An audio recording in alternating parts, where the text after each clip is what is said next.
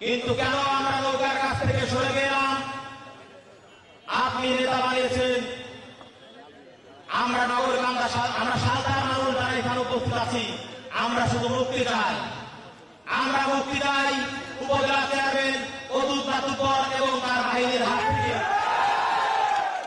আমরা মুক্তি চাই এই কারণেই, আপনাদের ভুলে যাওয়ার কথা না, গত 4.5 বছর আগে যখন অদূত মাতুব্বর চেয়ারম্যান হয়েছিল, তখন কিভাবে সালতা মাটিতে প্রতিটা ইউনিয়নে দলপক্ষ সৃষ্টি করতে যে তিনি আমাদের আওয়ামী লীগের লোকের উপর অত্যাচার নির্যাতন করেছিলেন।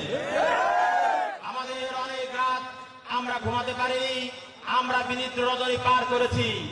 আমার ইউনিয়নে 1 মাস পরেই অদূত মাতুব্বরের নির্দেশে আমার ইউনিয়নে যে কায়দা হলো, কায়দা তো হয় নাই, রাত 1টার সময় আমার ইউনিয়নের মানুষ জানে, এখনো তারা সেই জিনিসটা মনে রাখে এবং ভয় পায়। ঠিক রাত 1টার সময় অদূত মাতুব্বরের হুকুমে আমার একটি গ্রামে 71-এর মতো বর্বরতা চালিয়েছিল। আমি গন্ডগোল করি নাই, তারপরেও আমাকে 1 নম্বর আসামি দিয়ে মামলা করা হলো।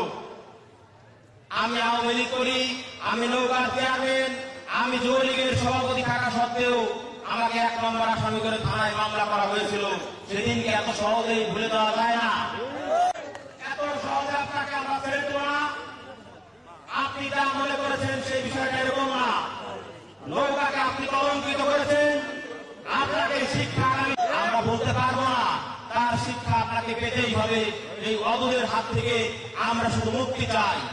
আগামী 7 তারিখ আমাদের সেই দিন, আমরা এই অদূত মাতুব্বরের হাত থেকেই মুক্তি চাই, যাকে আপনি লালন পালন করেন, লালন পালন করে নেতা বানিয়ে নেতা হিসেবে উপজেলা চেয়ারম্যান হিসেবে প্রতিষ্ঠিত করেছেন।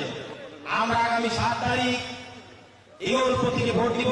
অ্যাডভোকেট জামাল হোসেন মিয়া আমাদের মতো একজন সাধারণ মানুষ, হয়তো সে চেয়ারম্যান, আমি একজন চেয়ারম্যানের ছেলে, তিনিও একজন চেয়ারম্যানের ছেলে, তিনি হয়তো এখানেই থাকতেন। আমরা এখানে যারা বসেছি, আমরা আজকে এখানে হয়তো দেখছেন আমরা 2-3 দিন যাবৎ কাজ করছি, কিন্তু আমরা তো 2-3 দিন যাবৎ কাজ করছি না। আমরা অনেক আগের থেকে, আরো 6 মাস আগের থেকে আমরা সংগঠিত হয়েছি।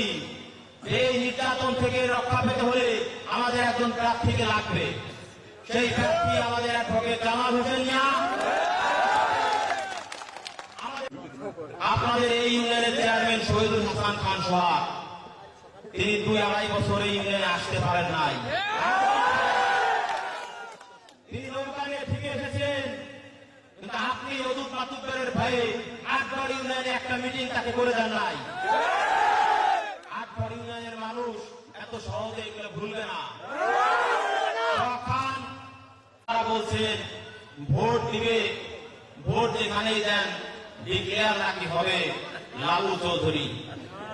আমরা কি বসে বসে আঙ্গুল চুলবো নাকি? আমরা ইউনিয়নে নির্বাচন করে আসি নাই?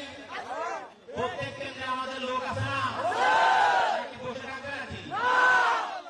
ওটা ভাবার কোন সুযোগ নাই। দয়া করে এই কথাগুলো বলে শেখ হাসিনার সাথে চ্যালেঞ্জ